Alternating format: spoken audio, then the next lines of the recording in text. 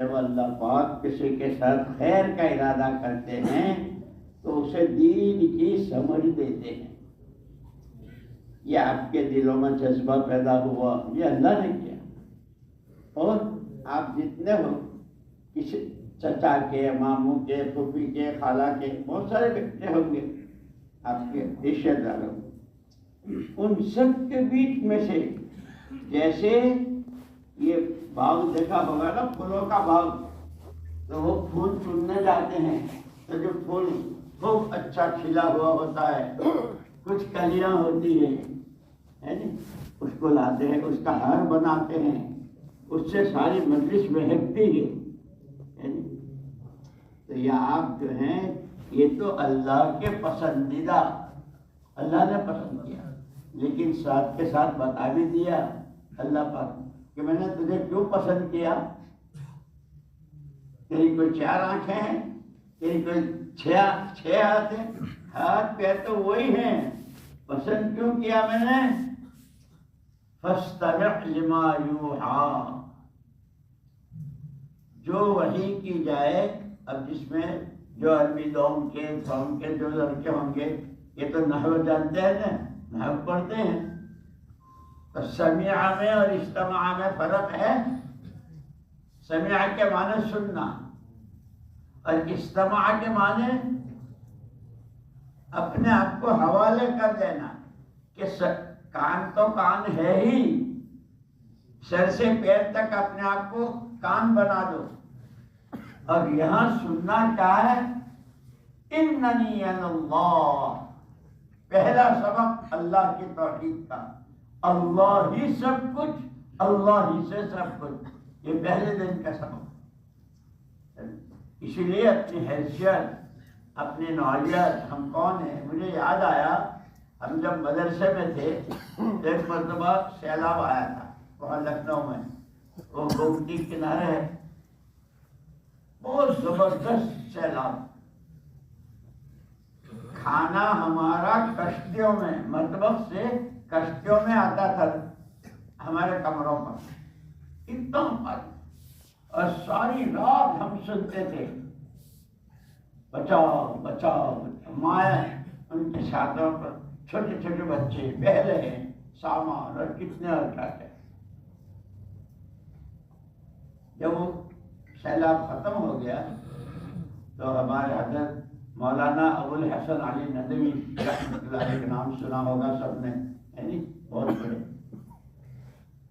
انہوں نے ہم کو طلباء کو جمع کیا، فرمایا بچوں، تکلیف تو تمہیں بھی ہوئی اور تکلیف غیروں کو بھی ہوئی. انہم یعلمون کما تعلمون وترجون من اللہ ما لا یرجون. کہ اس راستے کی جتنی تکلیف ہے، اس کی ہر تکلیف پر بڑے بڑے وعدے ہیں. جیسے مولوی صاحب کہہ رہے تھے، ان کو تو کیا ملے گا اس کا انداز اس سے کہ ان کے ماں باپ کو جو تاج پہنایا جائے گا، ان کو کتنا یہاں رہتے ہوئے نہیں. اس کے بعد پھر کہا کہ میری 3 باتیں یاد رکھنا. ہم طلبا سے، کون ہو، کہاں ہو اور کیوں ہو، 3 باتیں یاد رکھنا. یہ کہا، فرمایا خدا رسول کے مہمان ہو. طلبا اساتذہ سب کون ہیں؟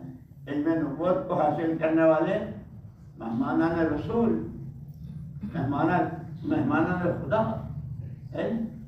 تو پہلے کون ہے؟ اللہ رسول کے مہمان. کہاں ہے؟ بنا بیتن وجعل فیہ مأدبتن والداعی رسول اللہ صلی اللہ علیہ وسلم.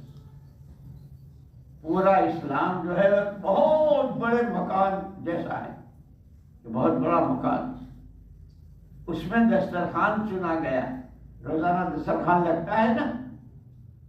اس دسترخوان کو بیان کرتے بیچ میں ایک جملہ کہا کہ دسترخوان تو دنیا میں بہت بادشاہوں کے، حاکموں کے، مالداروں کے، اور دسترخوان پر اتنی قسمیں کہ گننا مشکل. لیکن فرمایا کہ رئیسوں کے، مالداروں کے، حاکموں کے، بادشاہوں کے جتنے دسترخوان، ان کے دسترخوانوں کی تمام قسمیں، اس کا آخری نتیجہ پاخانہ، گندگی۔ تم جہاں ہو، کہاں ہو، تمہارے لیے دسترخوان بچھایا گیا ہے، اور اس دسترخوان پر بلاوا دینے والے والداعی رسول اللہ صلی اللہ علیہ وسلم، حضور بلا رہے کہ اس دسترخوان پر کیا ہے؟ الحمد کی الف سے شروع ہوتا ہے اور الناس کی سین پر ختم ہوتا ہے، یہ دسترخوان کی چیز ہے۔ اور یہ ایسی ہے، یہ خراب نہیں، یہ تو اور کتنا اجر و ثواب اور کیسی زندگی۔ اسی لیے کیوں ہو کہ پیٹ بھر کے کھاؤ، دسترخوان پر آدمی کیوں بیٹھتا ہے؟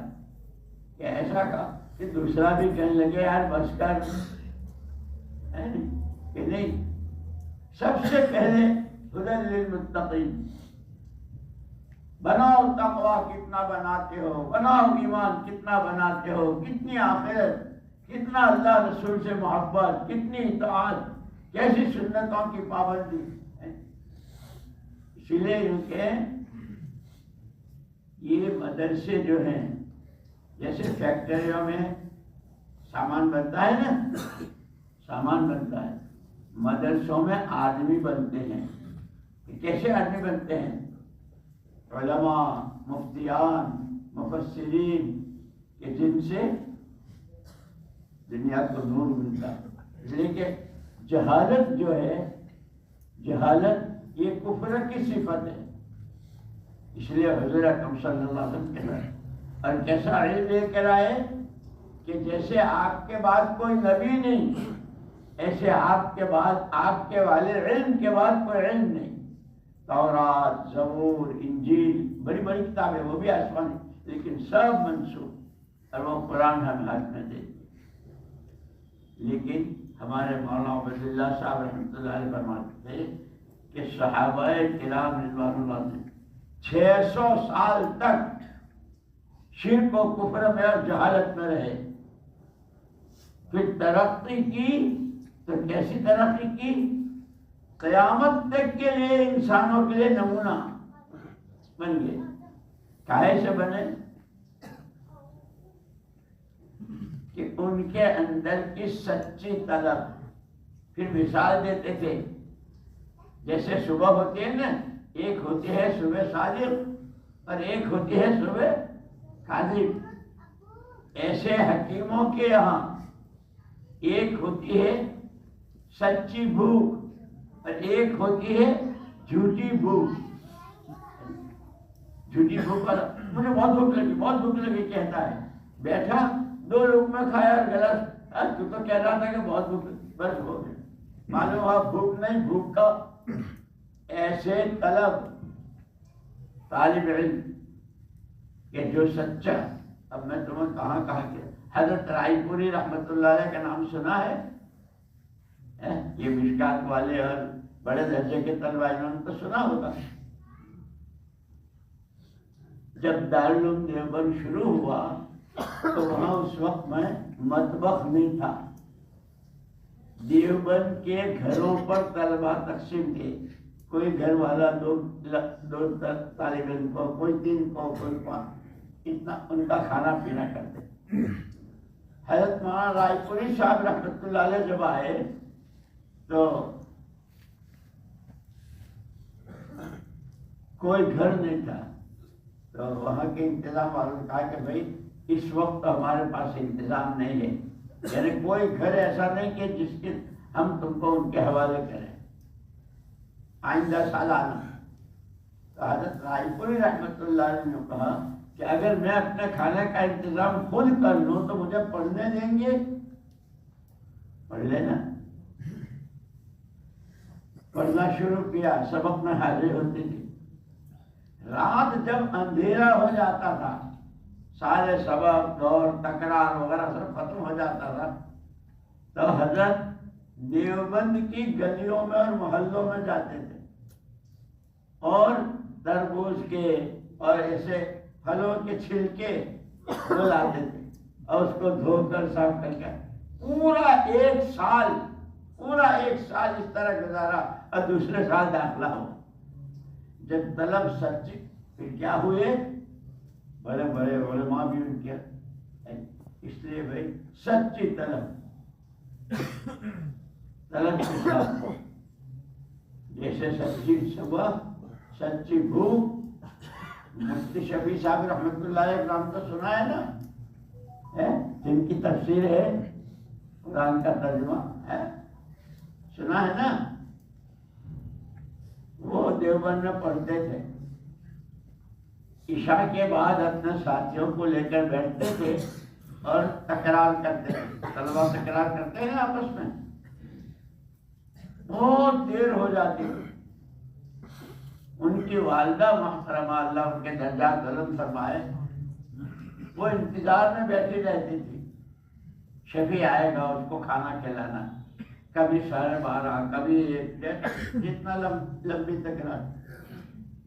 ایک دن کہنے لگے اماں آپ میرا فکر مت کرو, جو کھانا ہے نا آپ ایک طرف رکھ دو, ٹھنڈا گرم یہ وہ اس کا آپ فکر مت کرو, میں آ کر کے اپنا کھا لوں گا.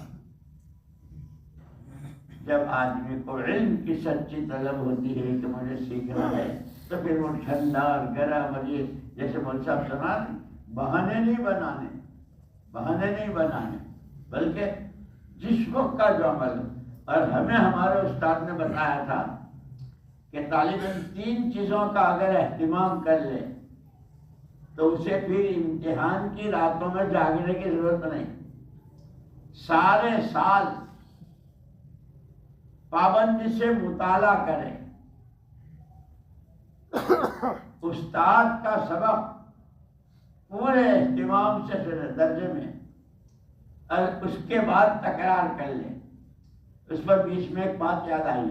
مولانا محمد یوسف صاحب رحمۃ اللہ علیہ اور مولانا انعام الحسن صاحب رحمۃ اللہ علیہ, ایک دن ہمیں حضرت جی رحمۃ اللہ علیہ نے سنایا, مولوی صاحب ہم نے مولانا محمد الیاس صاحب رحمۃ اللہ علیہ سے جو پڑھا اور انہوں نے جو ہم کو پڑھایا تو کاہے سے پڑھایا.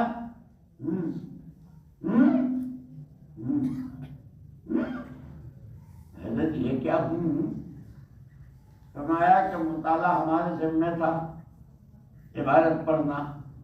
وہ اگر بالکل صحیح پڑھی, لیکن نحو اور صرف کے تو سارے قاعدے ہیں نا. جا عمر نہیں کہیں گے, جا عمرو,